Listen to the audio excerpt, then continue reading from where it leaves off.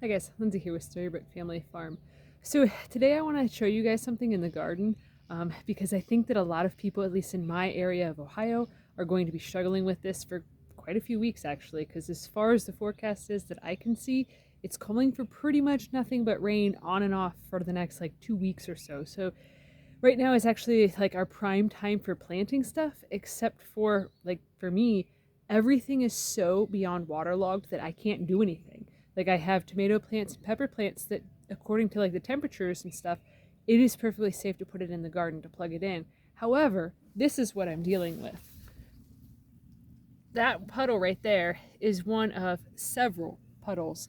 Everything is just completely and utterly saturated. Like, I know that the sound is not being caught on camera, but just sitting here right now, squatting down, I can hear water like trickling throughout our yard. That is how wet this property is, and it kind of makes things a bit of a struggle. But there is a silver lining to this. One of the things that is such an important feature of creating a homestead garden is to get perennials planted really early on. So last year, Tracy and I, we spent probably 20, maybe $30 on getting asparagus crowns from Walmart, which they're available right now. You can usually get like, I think it was like a 10 pack of crowns for like $5 or something like that, maybe $10. It wasn't very much. They were 1 year old crowns that we got last year. That's why I don't remember the price completely. We got it last year and planted all of them. Asparagus takes 2 years to be able to be harvestable. So today, actually, I came out into the garden because it wasn't raining finally, and there was tons and tons and tons of asparagus that had popped up in this perennial bed we have here, which on camera looks like just a big old mass of weeds, but it's not. So there's actually strawberries in there, there's asparagus in there, and there's also a whole bunch of different types of herbs like different mints, oregano, catnip, catmint, sages. You guys get the point. All of these things are things that are going to come back every single year, time after time after time again. And one of the biggest benefits of adding in perennials is because, like this year, it's been so wet of a spring that I don't even have any brassicas in the garden yet. We have the garden beds prepped, slightly tilled up and stuff just to loosen the soil to get rid of some of the weed seeds and all that sort of a thing. Not the seeds, but you guys get what I'm saying, the roots and whatnot, to make it so it's easier to plant. So it looks more like this instead of like the walkway.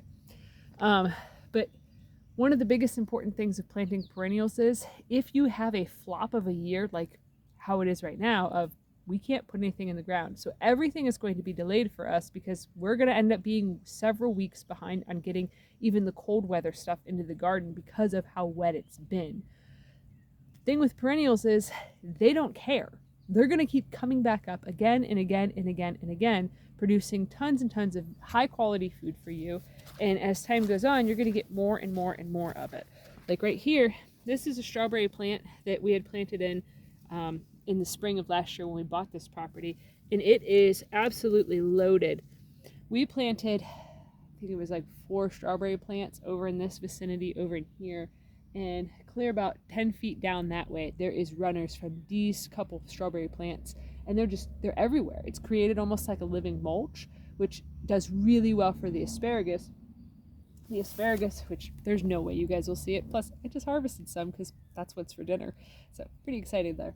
The asparagus is actually run right up the middle here to create almost like a separating line, because with asparagus, once you're all done harvesting it for the year, you have to let it get really tall and let the ferns do their thing, go to seed, self-seed, and that sort of thing. So that way you put it right in the center, so it does make it a little bit more of a pain in the butt to harvest it, but it makes it so that way when it finishes out its life cycle, it's not in the way. The other thing that we have going on in here is we have a ton of mints. And it's not just peppermint and spearmint. We have things like apple mint right here. And this apple mint has spread all over the garden, which the nice thing for that is, as you can see right down here, this apple mint plant here, it actually is into the ground. There are roots there. So I can actually just go in, pull that plant out with a little trowel or a shovel or whatever, and repot that and then sell that plant, or I could just move it to somewhere else. And it makes it so that way as you're walking by or you're cutting the grass in the walkway, that it creates a really nice aromatics. Plus, you can get snacks. Like as you're just walking around looking at stuff in the garden, you got snacks. So that's my favorite part, is the snacks. But the whole mowing the grass thing, that's a nice perk. Plus, you can make money on it. So the nice thing about the asparagus is, even though the weather's been terrible, nothing's really able to grow in terms of annuals right now.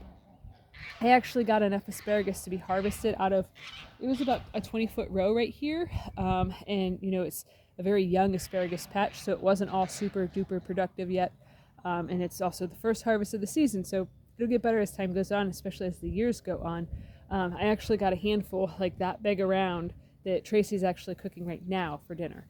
And that's just, it's such an amazing thing to be able to come out and know, okay, I have this perennial that even though everything else in the garden is kind of like this year, the perennials, they're going to do good. So that means I'm going to have an abundance of teas that I can drink all winter long, summer long, all season long. I can also sell the plants, which make me money. And then also the massive, massive amount of strawberries. Like even down here, there are strawberries clear down over in here. And I am about 15 feet away from where I just showed you guys where the first set of strawberries were. That's in one season, that's how far they spread. So each of these strawberry plants is going to produce probably 10 to 15 berries, maybe more because they are the ever-bearing type. And that is a lot of strawberries that just started from a 3 or 4 plant investment. So definitely check out getting into doing some perennials in your garden, because it can honestly be a big savior in terms of having a harvest versus not having a harvest, because everybody knows that there are years that things grow better, things grow worse.